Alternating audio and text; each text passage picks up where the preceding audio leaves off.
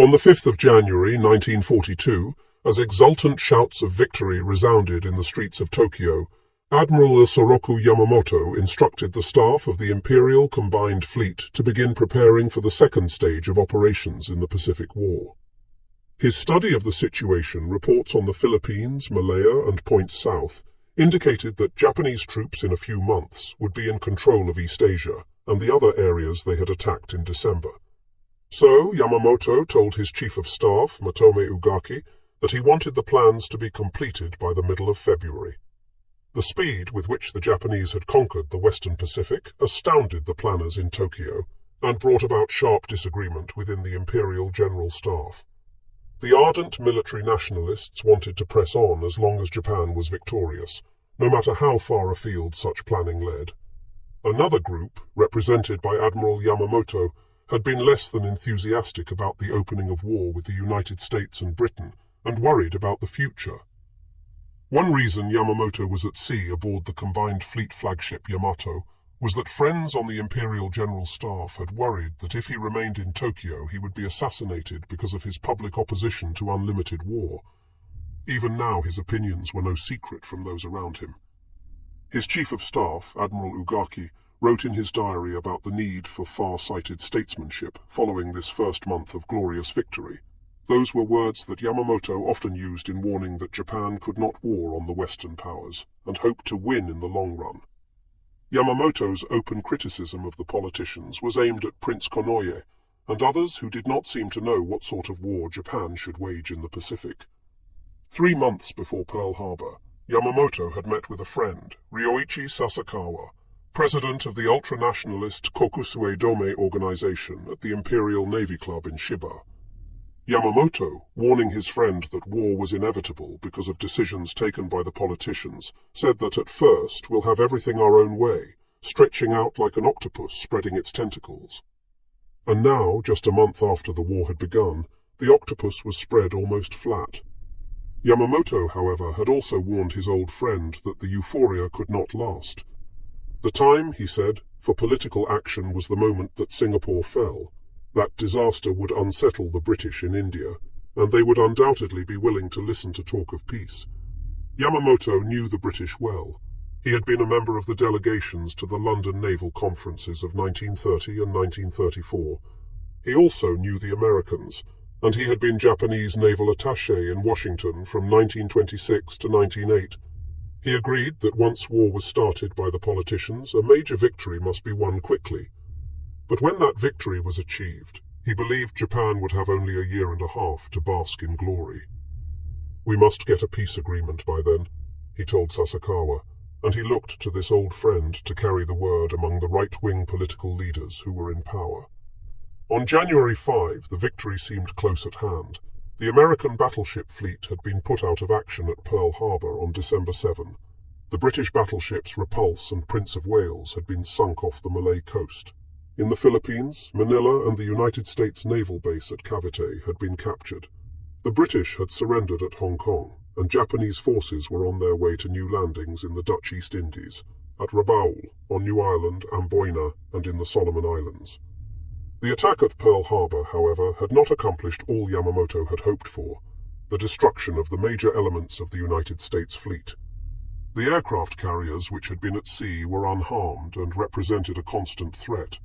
What was needed was a spectacular achievement, and Yamamoto did not expect the fall of Singapore for 5 or 6 months.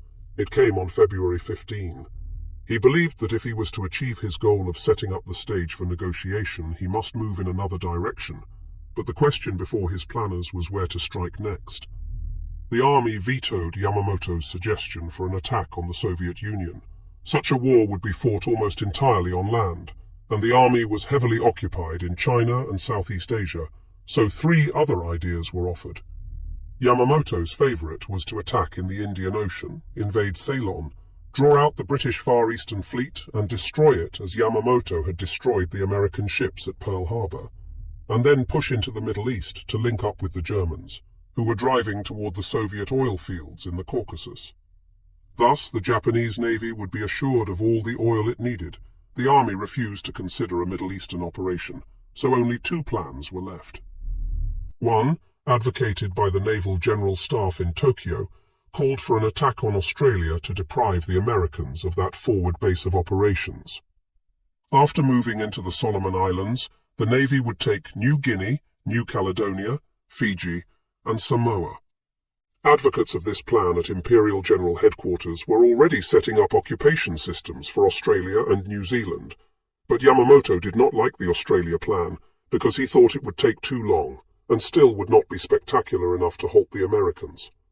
Yamamoto also knew the Pearl Harbor attack had aroused the spirit of vengeance in people the Japanese had been learning to detest as soft and incompetent. Too soft, the army said, to fight a war to the finish. It was apparent that even the capture of Singapore would not stop the Americans. Yamamoto wanted a victory that would make it possible for Japan to extend a generous olive branch. In January, Yamamoto ordered another plan drawn, and 2 months later sent officers to Tokyo with the document, designated the MI Plan, which envisaged a battle off Midway Island, where the American carrier force would be destroyed. He also sent to Tokyo the AL Plan, which detailed the invasion of the North American continent via Alaska. If all went well, Hawaii would be occupied, and later perhaps the West Coast. At least victories at Midway and in the Aleutians would give the politicians a base for negotiating the sort of peace that Yamamoto hoped to achieve. In Tokyo, the admirals quarreled around the conference table in the Navy Ministry, but in the end, Yamamoto had his way. Forgotten was the potential significance of the fall of Singapore in February, and the impending collapse of Bataan and Corregidor, either of which might have served Yamamoto's purpose. The reason they were no longer important lay in the April raid of Lieutenant Colonel Jimmy Doolittle's B-25 bomber squadron on Tokyo. The Doolittle raid had shocked the Japanese into a realization that the Americans were only beginning to fight. In June, after the Midway operation flamed into disaster for Japan, there was no time for recrimination. Indeed, the army did not even know the full extent of the defeat.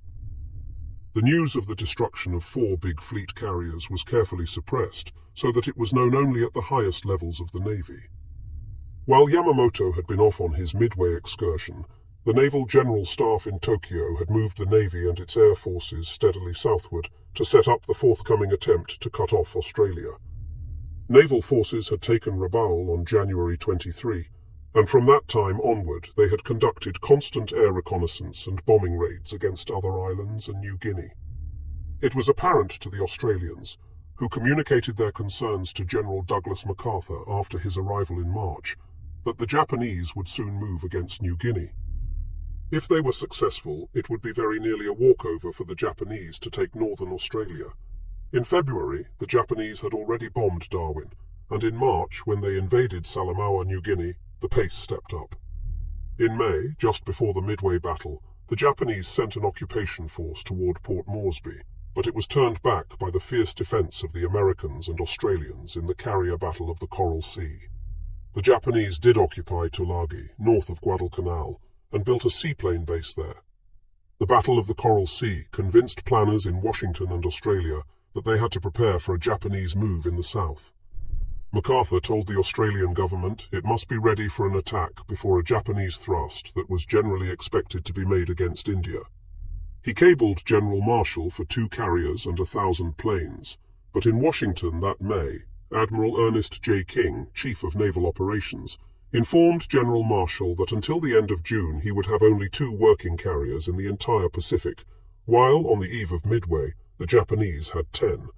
And Pacific Fleet Commander Chester W. Nimitz had already given advance warning about the big move he expected the Japanese to make, which turned out to be the Midway battle.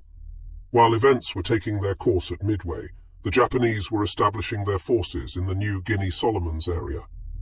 Major General Tomitaro Horii landed the South Seas Force at Salamaua, and the naval troops occupied Lae and began to build up an airbase there. Independently of Admiral Yamamoto, the Imperial General Staff had planned the Port Moresby operation, and Lieutenant General Harukichi Hyukatake was ordered to press on toward New Caledonia, Fiji and Samoa, and to be ready to resume the advance against Port Moresby by July. That would be after the Midway battle, when Admiral Yamamoto could be expected to have returned with his combined fleet. That big carrier force was expected to protect this new move. In spite of the defeat at Midway, which was reported as a victory to the forces in the field, Imperial General Headquarters did not alter its plans. A few days after Midway, the Australians informed General MacArthur that the Japanese were ready to move. In view of the Midway victory, MacArthur suggested that the Allies make a preemptive attack on the New Britain-New Ireland area, and then an assault on Rabaul, the main Japanese naval and air base in the area. With the 2 carriers and the 1,000 planes and an amphibious division, MacArthur would force the Japanese back to Truk. On June 12, General Marshall offered the MacArthur plan to Admiral King with some modification. He wanted 3 carriers instead of 2, and 1 Marine division and 3 Army divisions to make the assaults. Admiral King opposed the idea, because it would put MacArthur in command of the fighting. King's other reasons were supplementary. The carriers would be subject to land-based attack, and they would not have enough protection. As it turned out, the Navy had to cope with both of these tactical problems at Guadalcanal. King devised his own plan, a drive from the New Hebrides by forces under Navy command. MacArthur objected to having his army forces serve under the Navy, but nobody could deny the necessity of stopping the Japanese before they took New Guinea and were poised to attack Australia. The problem for the Joint Chiefs of Staff was who was going to command the operation. They gave Phase 1 the primary task of taking the Santa Cruz Islands, Tulagi, and adjacent positions to Admiral King. Guadalcanal was just a spot on the map with no known tactical or strategic value. It did not even merit a name in this JCS plan. General MacArthur was thrown a SOP. After Phase 1, he was to take over and mop up the Japanese in the rest of the Solomons, Rabaul, and New Guinea. Admiral King was given his way because the Joint Chiefs of Staff recognized that King had already planned a defense line down the Pacific to protect Australia, and his plan would need relatively less force than MacArthur's. Thousands of troops were training in New Caledonia, and King had wheedled General Arnold into sending several squadrons of United States Army Air Force planes there. He had reinforced Samoa and Efate in the New Hebrides, and he planned to put a base in Tonga. Admiral Wilson Brown, whose indecisiveness at the time of the Wake Island crisis had aroused King's annoyance, was shipped off to a newly established unit called the Amphibious Training Command. At San Diego, he and Marine Major General Holland Smith were told to develop new techniques for island warfare. Rear Admiral Richmond Kelly Turner, King's chief plans officer, suggested that the first effort must be to hold the line in the South Pacific, while training the amphibious forces. The second stage would be a combined offensive by the United States, Australia, and New Zealand through the Solomon Islands to the Bismarck Archipelago and the Admiralty Islands. The third stage would involve seizure of the Caroline and Marshall Islands, and the fourth stage would take the Allies either to the Dutch East Indies or to the Philippines. Admiral King approved this plan. It was just what he himself envisioned, and he made arrangements to bring Vice Admiral Robert L. Gormley, who was serving as a naval observer in London, to head the South Pacific Command. King detached Rear Admiral Turner from the Plans Division and told him to get ready to take over as commander of the amphibious operation. All this was done even before the Japanese assault on Port Moresby and Tulagi. Vice Admiral Gormley left Washington on May 1. He would take command of the South Pacific Force on June 19, but first he had to go to Pearl Harbor to report to Admiral Nimitz, who would be his direct superior. By the time Gormley got to Pearl Harbor, the Japanese offensive was already beginning in the South Pacific. On May 22, an Army plane saw a Japanese photo reconnaissance aircraft taking pictures of Guadalcanal. Army intelligence suggested that the Japanese were preparing to build an airfield there. On June 25, Army intelligence reported that the grass on the island's central plain had been burned off, and tents had gone up in the area. A wharf was under construction at Lunga. 6 days later, an Australian coast watcher on Guadalcanal reported that construction of an airfield was only awaiting the arrival of Japanese construction units. He even knew the names: the 11th and 13th Pioneer Forces, which were the equivalent of American CB units. This information was confirmed in a radio interception made by Nimitz's intelligence officers at Pearl Harbor. The Pacific Fleet's radio intelligence group, which had broken parts of the Japanese naval code, picked up a message saying that the 11th and 13th Pioneer Forces would arrive at their destination on July 4, and Fleet intelligence put 2 and 2 together. Admiral Turner happened to be visiting Pearl Harbor that day on his way to prepare for the amphibious landing somewhere in the South Pacific. When Admiral Nimitz received the radio intelligence report, Admiral Turner knew where he was going. It could be no place but the Solomons. Within 2 weeks, Turner was in Wellington, where he boarded his flagship, the USS Macaulay, the former Grace Line passenger ship Santa Barbara. His task was to train a whole amphibious task force in 1 month. As Turner began to move ships and men around, Admiral Gormley was on his way to Melbourne to confer with General MacArthur. Gormley left New Zealand with his head full of gloomy thoughts about the foolishness of trying to stage an amphibious operation when no one knew how to do it. MacArthur, who had his own reasons for disliking the plan, agreed with him entirely. They also agreed that with the planes at hand, they could not guarantee the landing's sufficient air coverage. After all, this meeting occurred on July 18, and the landings were to be made in 3 weeks.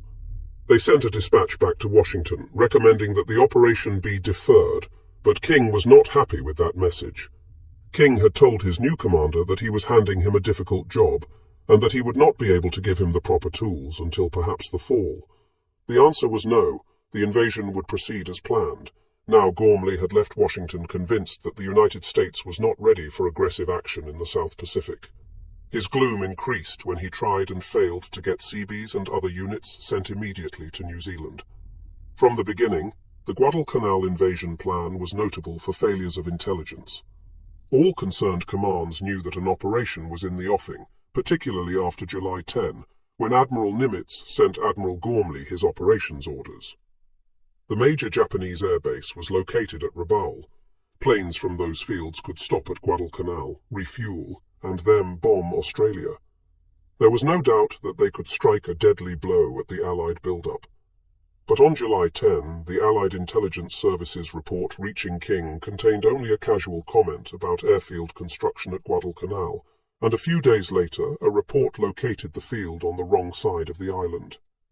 By the end of July, the Japanese had completed the airfield, and back at Combined Fleet Headquarters in Japan, Admiral Yamamoto gave orders that the first staged mission would leave Rabaul on August 14.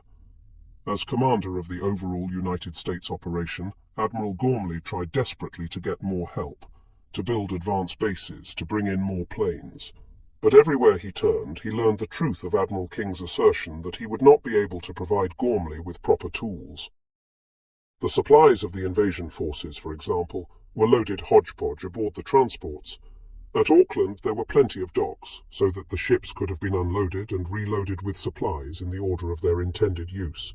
Instead, the ships were sent to Noumea, which had no such facilities, and Admiral King had at least a general idea of the difficulties, but there was not time for delay.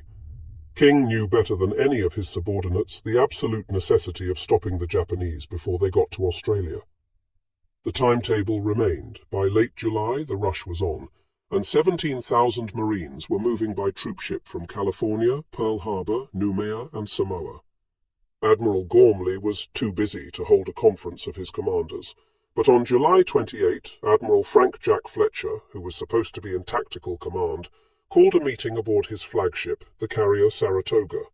For the first time, the tactical unit commanders met to talk about the invasion, and Admiral Fletcher was to protect the invasion with his task force. Admiral Turner was to deliver the troops of Marine General Alexander Vandergrift. Once the Marines had taken the island, garrison troops would be brought in, but so hastily was this operation called that no one had made provision for any troops to be held in reserve. There were no more men available in the South Pacific. The meeting on the Saratoga was not a happy one. Fletcher began by announcing that he would protect the landings at Guadalcanal for only 2 days.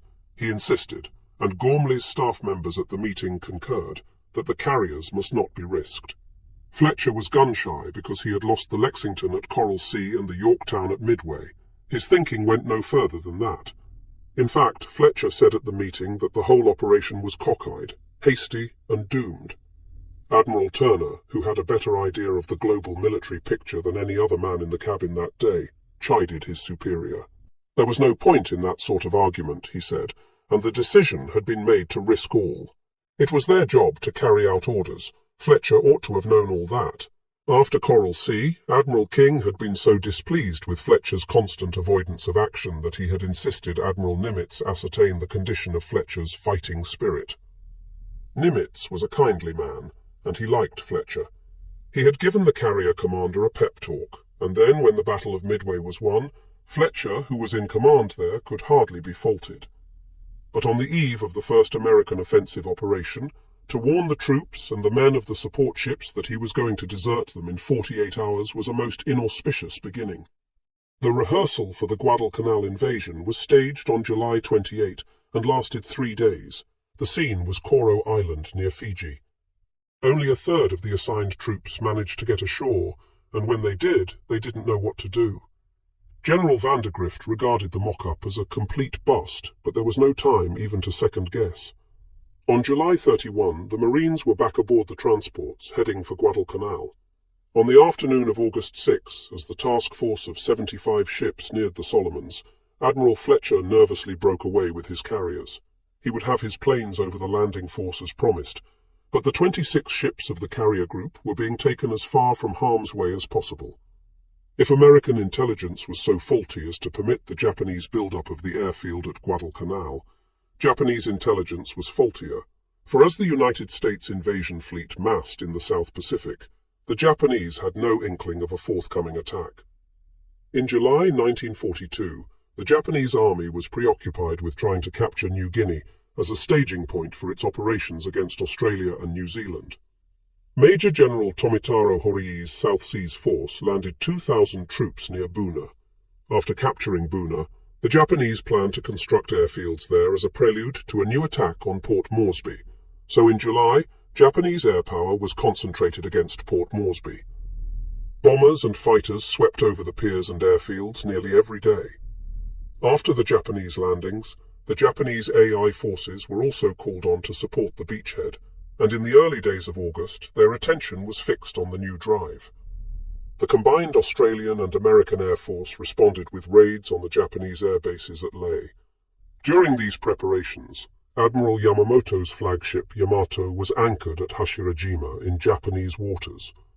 In a leisurely fashion, he was preparing for the forthcoming air operations over Australia, and he would see then what action was to be taken next. In preparation, on August 3, the naval air groups stationed at Lae were brought back to Rabaul to be ready for the Guadalcanal operations that would begin the following week. During the first week of August, the South Pacific skies were cloudy, and only a handful of Japanese search planes took to the skies. None of them found the American armada that was steaming toward Guadalcanal. The Japanese airmen flying out of Rabaul were surprised to encounter American carrier aircraft in the skies around Buna. They had been told that the United States carriers were destroyed at Midway. The pilots assumed that the carriers were operating with Australian forces that had marched across the Owen Stanley Mountains. Actually, they were training for the Guadalcanal invasion. No one in the Imperial High Command or in the field suspected a forthcoming invasion.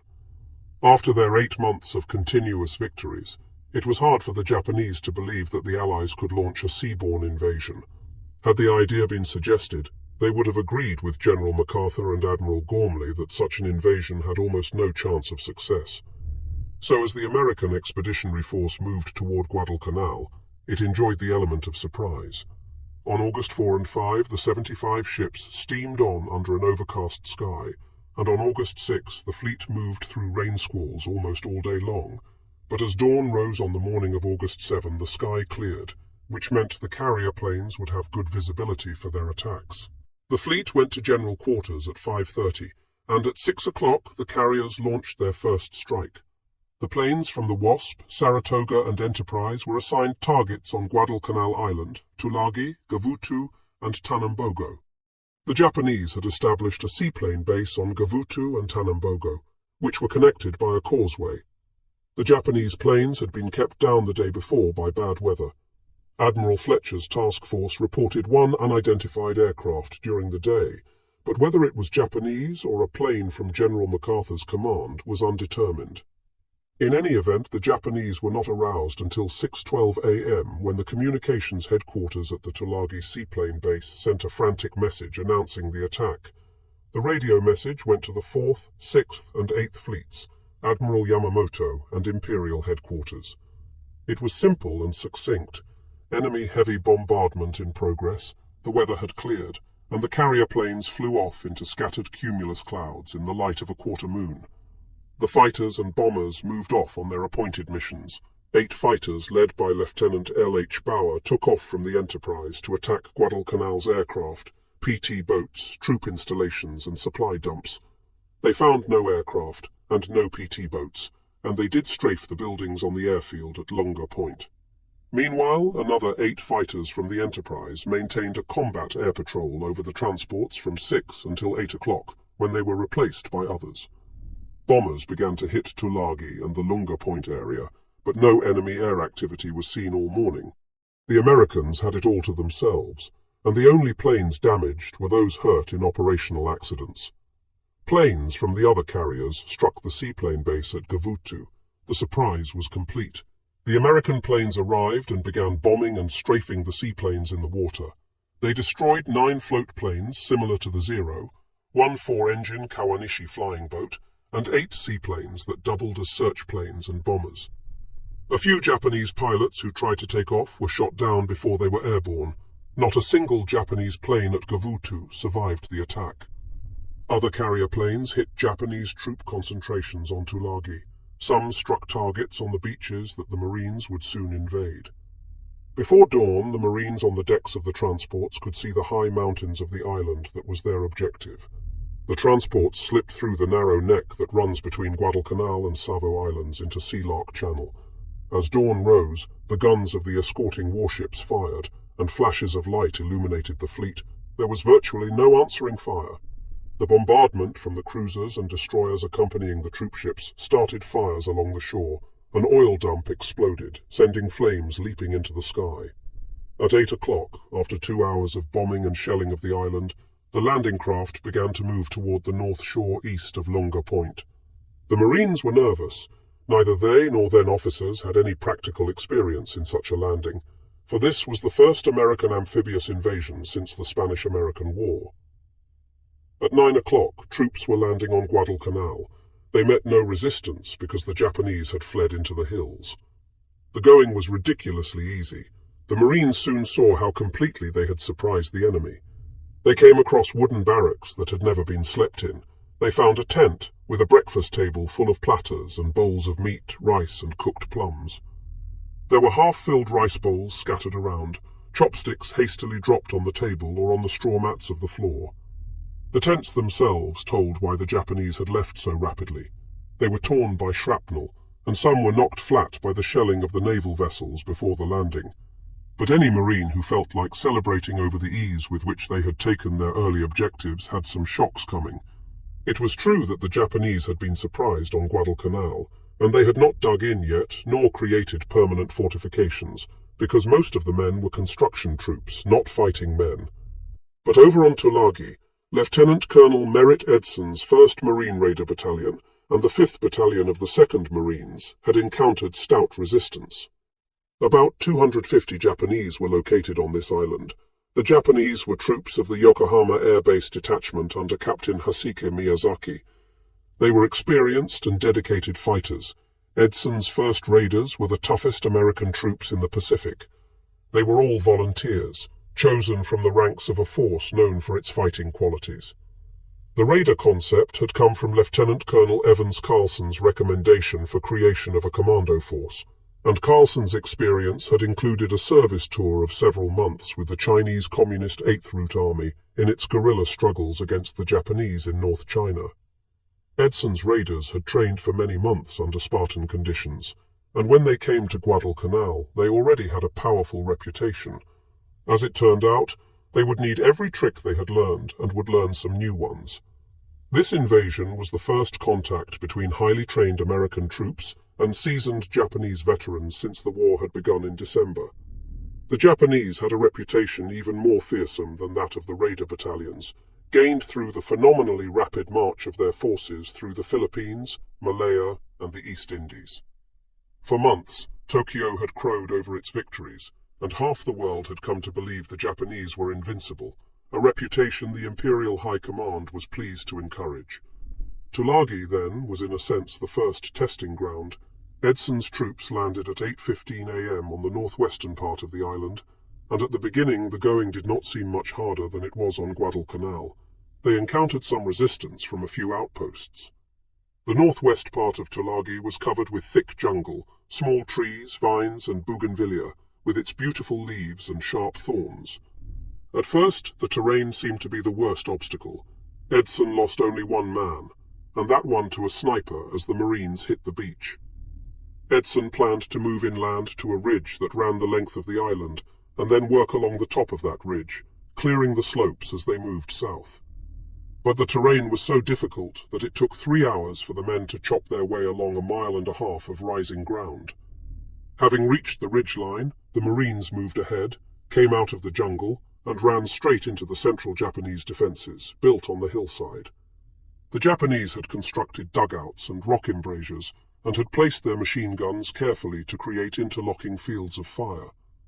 The Japanese defence was based on keeping the enemy below them, but the Marines found that by crawling up the cliffs they could drop charges of dynamite and grenades into the dugouts, and that was the method they had to use to advance. Once a dugout was blown, it still was not safe. In one hole, the Americans killed 17 Japanese with dynamite charges. One Marine spotted a radio inside and went in to retrieve it. There were still 2 Japanese soldiers alive, and they shot him and another man who came after him before they were killed. One section of Marines took on this defence position in the centre of the island, while the centre and left flank of Edson's force pushed down the ridge. But even along the ridgeline the going was not easy. One company suffered 15% casualties that first afternoon. The frontal resistance was stiff, but with the Japanese, frontal resistance was only half the battle. Snipers seemed to be everywhere, tied in trees, in the tops of buildings, behind rocks. A favourite tactic of the snipers was to let the forward element of a Marine unit pass, and then begin shooting at the men from behind. This move almost always meant death for the sniper, but usually not before he had caused several casualties. And one thing the first raiders learned that day was that the small .25 caliber Japanese rifle and machine gun slug were more apt to wound than to kill, which from the Japanese point of view was satisfactory, since it took additional troops and resources to care for the wounded. During the afternoon, the raiders drove along the ridge until they ran into a 3-sided ravine, whose floor was an old British cricket field.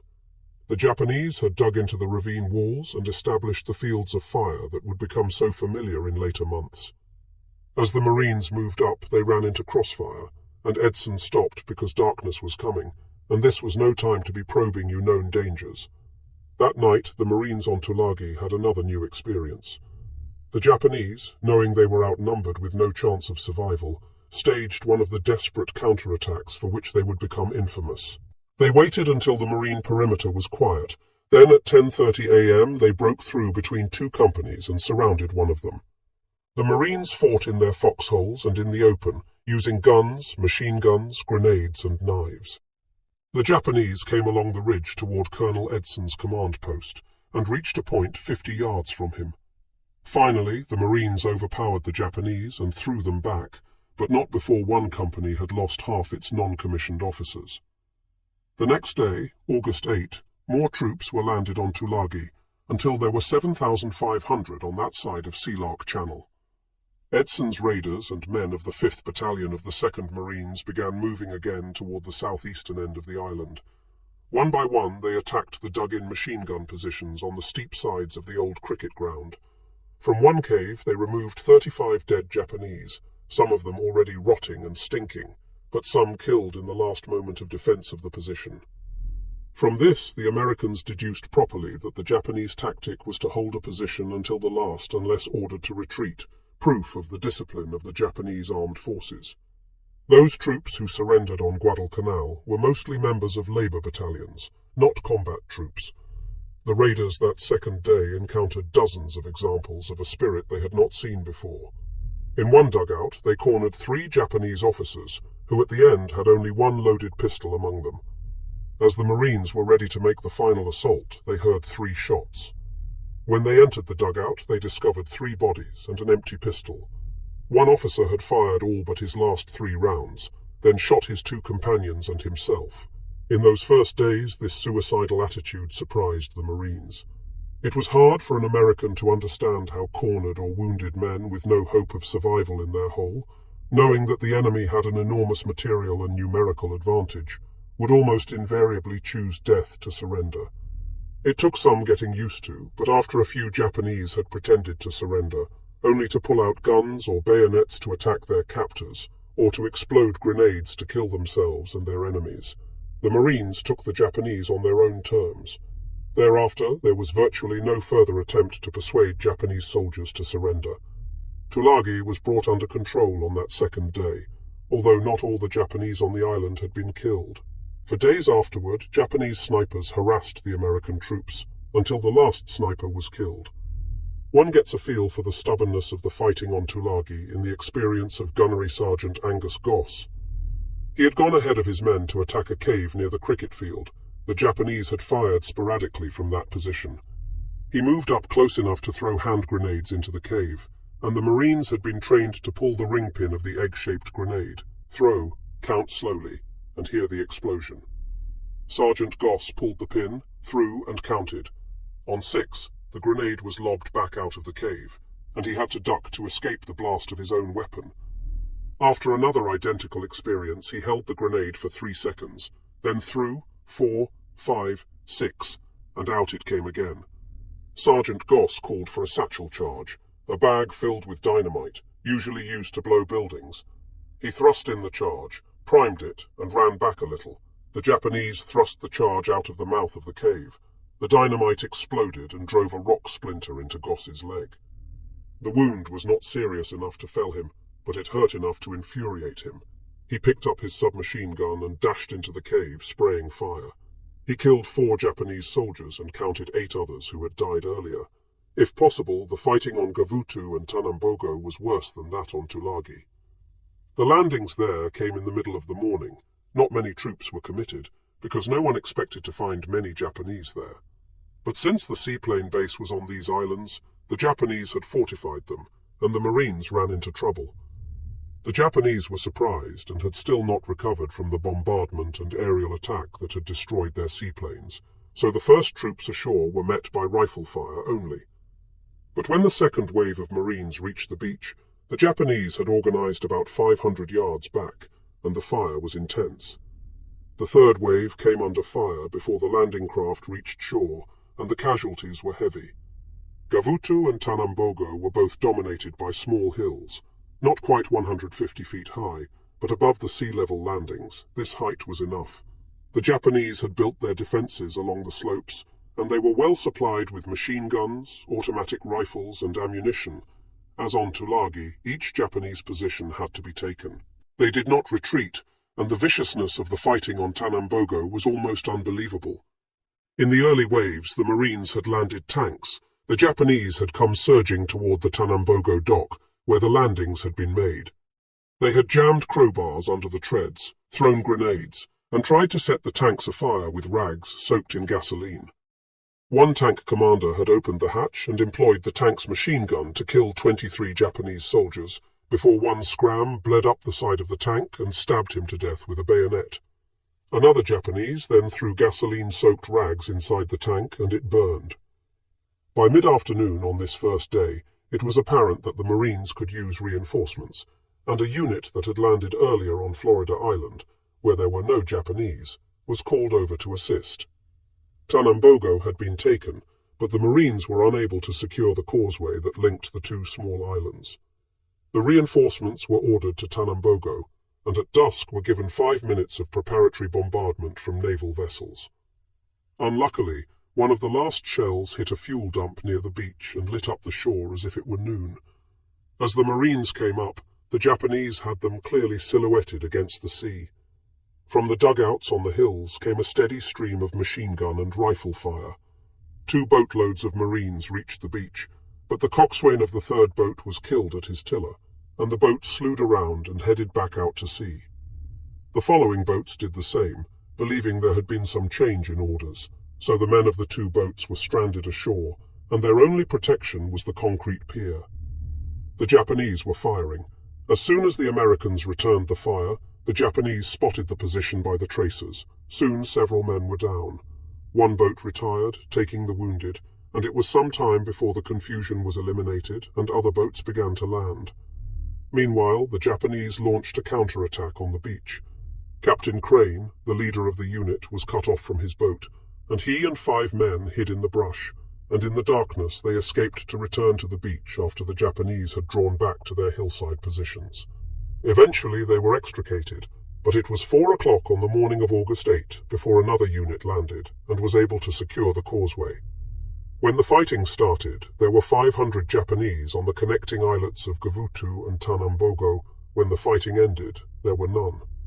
Early on the morning of August 7, the Tulagi radio station flashed the first word of the United States assault to Rabaul.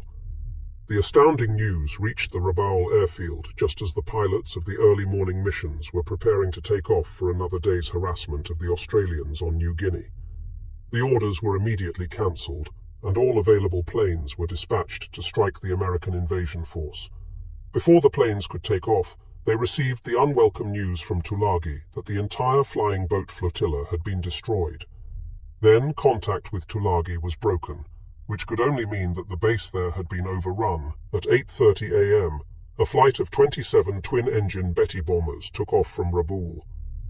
They had been loaded for the strike against Australian forces on New Guinea, so they carried bombs instead of torpedoes. 18 Zero fighters accompanied them as they climbed to 13,000 feet, flew east to Buka Island and turned south along the Bougainville coast. They were picked up by 4 Enterprise planes just after 1 o'clock in the afternoon. The Enterprise fighters were flying at 18,000 feet, when down below they spotted the large formation of Betty bombers, escorted by the Zeros, just above Florida Island. The F-4Fs attacked, and Lieutenant V.P. Dupois shot down 1 bomber. 4 others began to smoke and were listed as probables. But after this initial run, the Zeros joined the fight, and the F-4Fs broke off to take refuge in cloud cover, as they had been instructed to do. They had been hard hit. One of the F-4Fs had been shot down, and Lieutenant Dupois' plane was so badly shot up, he had to make an emergency landing on the Wasp. Lieutenant G.E. Fireball led another flight of 6 fighters from the Enterprise, and they found the enemy off Santa Isabel Island. The Zeros came in fast, 10 of them, and attacked 3 of the fighters. All 3 F-4Fs were shot down. The other 3 American fighters attacked the bombers, and Ensign R.N. Diskey shot down 1 Betty. The first kill of a Zero was made by radio electrician T.W. Rhodes, but the Zeros came after them in force, and the F-4Fs ducked into clouds to hide. There were 10 Zeros after them in 2 formations, and they came in, observing the Japanese rule: never let your wingman out of sight. They attacked the F-4Fs from the starboard quarter, and Lieutenant Fireball and enlisted pilot W.S. Stevenson Jr. and pilot machinist W.H. Warden were shot down. One of the coast watchers picked up Fireball from the water off Santa Isabel Island. A Guadalcanal coast watcher sent a canoe to rescue Warden off that same island, but Stevenson was not found. Aboard the other carriers, the story was much the same. The bombers were much easier targets. 6 fighters of Flight 323 ran into enemy bombers off Lunga Point and shot down 4 of them. Machinist D.E. Runyon destroyed 2 single-handedly, just after 2:30 a.m. in the afternoon. When the Japanese Betty bombers and Zero fighters began their run over the islands, coast watchers were on the alert. Paul Edward Mason, a copra planter in peacetime, was stationed on Malabita Hill on Bougainville, overlooking Buin.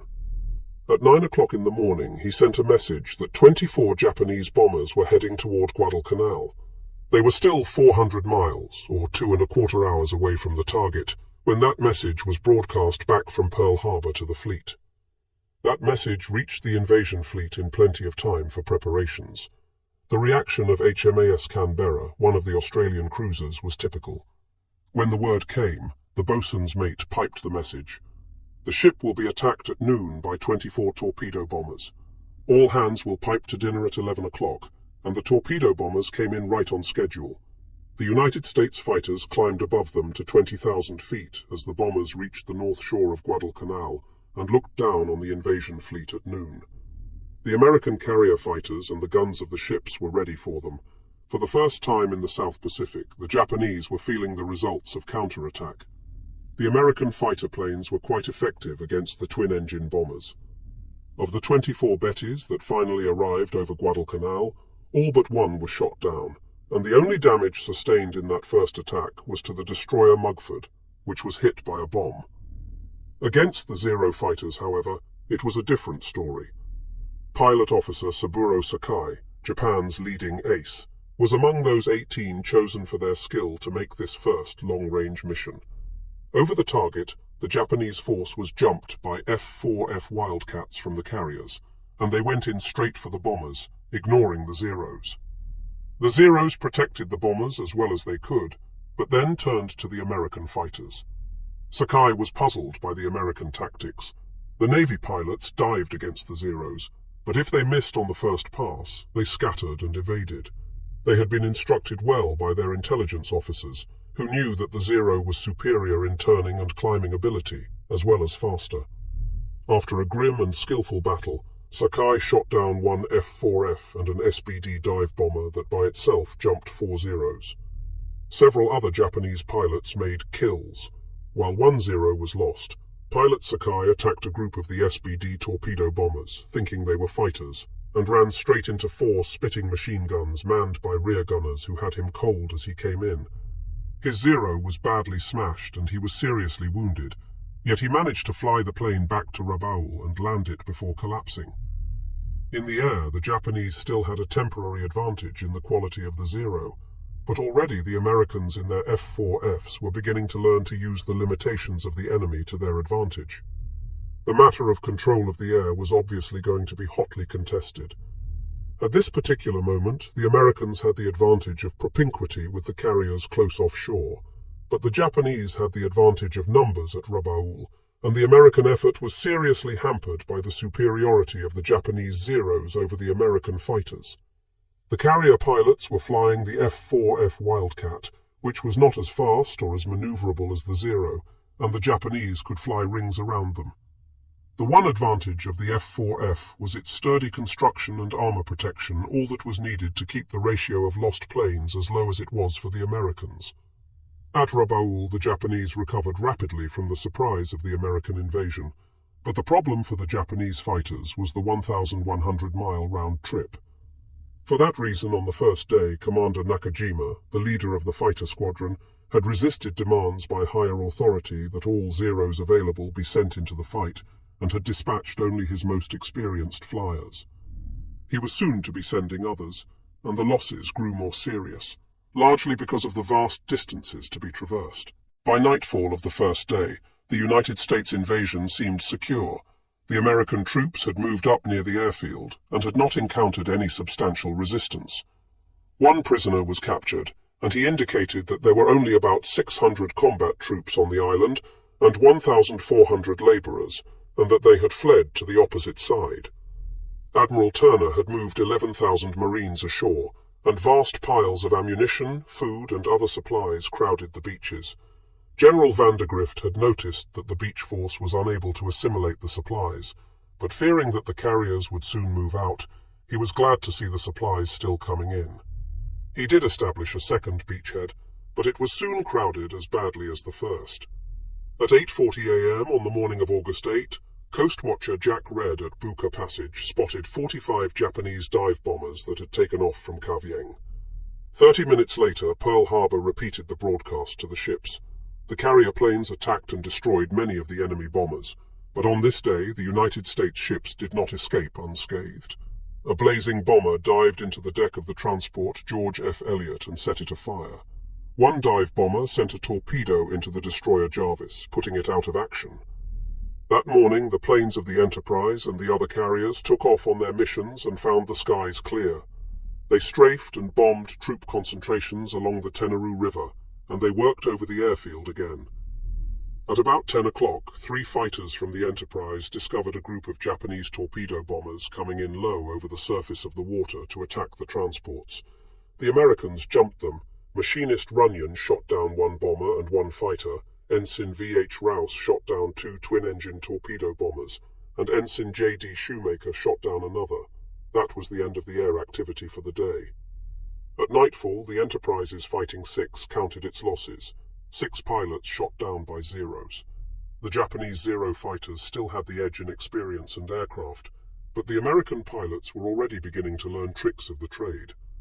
The commander of the Enterprise Air Group concluded that the Zero had 2 major weaknesses: limited firepower and inability to withstand punishment. Because of the Zero's superior rate of climb, maneuverability, and fuel capacity, the F-4F pilots were warned to stick close together, and when attacked, each 2-plane element should set up a scissors movement, constantly turning toward each other. Thus, the pair of F-4Fs could concentrate their superior firepower on the enemy, while they knew their own planes could absorb an enormous amount of punishment. On the ground, the Marines fought fierce Japanese opposition on Tulagi, Gavutu, and Tanambogo. On Tulagi, they suffered 90 casualties, but took control of the island by the end of the second day. The Japanese garrison of 250 men fought to the end. 200 men were killed, 3 surrendered, and the rest swam the strait to Florida Island to continue fighting. On Gavutu and Tanambogo, the Marines suffered 250 casualties. The 500-man Japanese garrison was wiped out to the last man. The fierceness of this fighting on Tulagi was in sharp contrast with the easy advance of the Marines on Guadalcanal. There, on the morning of August 8, the Marines reached the edge of the airport they would name Henderson Field. After a flyer killed at Midway, they were beginning to develop a contempt for the enemy. "I wish those fucking Japanese would come out and fight," one Marine said within the hearing of Richard Tregaskis, the international news service correspondent who had accompanied the invasion. "All they do is run into the jungle." On the surface, then, the Marines couldn't ask for a finer war, but the officers were edgy that second afternoon. It was too easy. At sea, the Americans apparently had no opposition either. A few Japanese patrol craft and tenders and 1 or 2 transports had been caught off the shore, and they had been destroyed in the first hours of the invasion by shelling and bombing. Only in the air were the Japanese giving the Americans pause. Most of those first waves of bombers were destroyed, but the cost of meeting the Zeros was 21 of Admiral Fletcher's 99 carrier planes. That loss, not high by operational standards, convinced Fletcher that his decision to withdraw was sound. At 6 o'clock that evening, Fletcher asked Admiral Gormley to allow him to withdraw his carriers. He withdrew before he had a reply. When Admiral Turner intercepted Fletcher's dispatch, he realized that the carrier withdrawal would leave him without any air cover. The number of Japanese planes could be expected to increase sharply as the enemy brought down more aircraft through the island chain. As Fletcher began to withdraw, the Japanese were moving in force. When the word invasion had been flashed from Guadalcanal to Rabaul, Vice Admiral Gunichi Mikawa had reacted immediately. Admiral Mikawa was commander of the Japanese 8th Fleet and the Outer South Seas Force, which meant he had the responsibility for the whole South Pacific operation. His first move was to load 6 small transports with troops and dispatch them with destroyer escort to reinforce the 2,000-man Guadalcanal garrison. But the convoy ran into the American submarine S-38, which was operating out of Australia following the fall of the Philippines. The S-38 sank the transport Mayo Maru with 342 men aboard. The sinking, coupled with the reports of the enormous American invasion flotilla, persuaded the admiral that it was too dangerous at the moment to try to reinforce the garrison, and he called back the other 5 transports. By that time, Japanese naval assistance was already on the way to Guadalcanal. Admiral Mikawa had been lucky in the matter of timing. Early on the morning of August 7, as the Tulagi garrison sent its last message, 5 heavy cruisers left Kavieng on the northern tip of New Ireland. 3 of them were headed northeast for Manus Island in the Admiralty Group, and 2 were bound for Rabaul. Admiral Mikawa soon ordered all 5 cruisers to hasten to Rabaul. Shortly after noon, the cruiser Chokai, accompanied by a destroyer, moved into Simpson Harbour. The other 4 cruisers waited in St. George's Channel between New Ireland and New Britain for the Chokai to rejoin. When she came up late that afternoon, she was carrying Admiral Mikawa himself, and was accompanied by the light cruisers Tenryu and Yubari. So the Japanese moved toward Guadalcanal with 5 heavy cruisers, 2 light cruisers, and a destroyer. As they sped south, Admiral Mikawa composed his battle plan. By cutting speed, they could delay their arrival until after midnight on August 8, and make a surprise night attack on the American forces at the beachhead. The admiral knew that the Americans had several carriers in that area, while he had none. A night attack was a guarantee that he would not be harassed by American planes, since the Americans had no record of proficiency in night aerial operations. In fact, the Americans had no record of competence in any sort of night naval operations, while this aspect of tactics had become a Japanese specialty. Mikawa's problem that afternoon was how to move close to Guadalcanal without coming in too soon, and still not give away the element of surprise. He had to attack to support the Guadalcanal defenders, but if he could surprise the enemy, the effectiveness would be enormous. The admiral did not know it just then, but the nature of the divided command, the inferiority of the American air intelligence system, and the lack of clearly defined search methods would all play directly into his hands. For intelligence about Japanese ship movements, the Americans at Guadalcanal had to depend on air search and submarine reports. Only under the most special circumstances would the reports of coast watchers be of much use concerning naval ship operations. Early in the day, the cruisers were sighted by United States B-17 Army bombers as they moved down toward Rabaul. On the evening of August 7, the Mikawa force was sighted by the S-38 just as it came out of St. George's Channel. That night, the commander of the S-38 reported the contact to Brisbane, but those two reports were not given much credence by American naval commanders, because Rabaul had become the Japanese Navy's forward base, and it was quite normal for ships to move in and out. The Americans saw no indication that the ships in question were steaming toward Guadalcanal. Admiral Gormley was responsible for the coordination of all elements of the American attack, but to secure air searches, he had to depend on several sources. First were the long-range B-17 bombers of General MacArthur's American Army Air Force and the Australian Army Air Force, part of MacArthur's command, which operated independently. Second was Admiral McCain's land-based Naval Air Force, which included a number of seaplane tenders and PBY patrol bombers. General MacArthur's planes were to take responsibility for the search of the Bismarck Islands, concentrating on the big naval and air base at Rabaul. McCain was to watch the northern approaches to the region, which meant Truk and the Marshalls. Admiral Fletcher's carrier planes were supposed to make short-range searches, but actually made none at all. Fletcher was bemused with his worries. Admiral Turner had looked at his charts and seen that the Japanese had a marvelous approach to the island of Guadalcanal along the west coast of Bougainville. Straight down between Choiseul Island and Vella La Vella, past Columbangara, between New Georgia and Santa Isabel, and then between Florida Island and Guadalcanal's north coast. The lane was christened the Slot. Soon it was to become infamous in American naval history. On the morning of August 8, 4 PBYs were scheduled to fly from Nandi on a 700-mile-long triangular pattern whose apex was the Fiji Islands. They would come up almost due west of Santa Cruz Island. 6 PBYs would fly search patterns from Espiritu Santo, northeast over the Santa Cruz Islands, and end at a point slightly above the Bismarcks, but far to the west of the Japanese task force. 6 PBYs would spread out from Malaita across the Slot from Guadalcanal to search an area north and west of the Slot. 3 B-17s were to search north of Guadalcanal on the night of August 7. When Admiral Turner studied the search plan for the following day, he found the Slot was completely uncovered. He asked Admiral McCain for a special search there the next day, but somehow, between Admiral Turner's flagship, Admiral McCain's headquarters, and the seaplane tender Mackinac at Malaita, the message was lost. The search was never made. Thus, on August 8, the Americans had left uncovered the most obvious approach of any enemy naval force to Guadalcanal.